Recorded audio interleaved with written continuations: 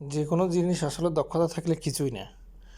দেখেন আংটিটা হাতের মধ্যে একদম গেঁথে গিয়েছিল, গেঁথে যাওয়ার পর এটা কোনোভাবেই নর্মালি বাইরে আসতেছে না। লোকটা কি একটা টেকনিক খাটালো দেখেন, সুতাগুলোকে বারবার আঙুলে ঘুরিয়ে ঘুরিয়ে ঘুরিয়ে ঘুরিয়ে আলাদা একটা আংটির মতো করে ফেলে।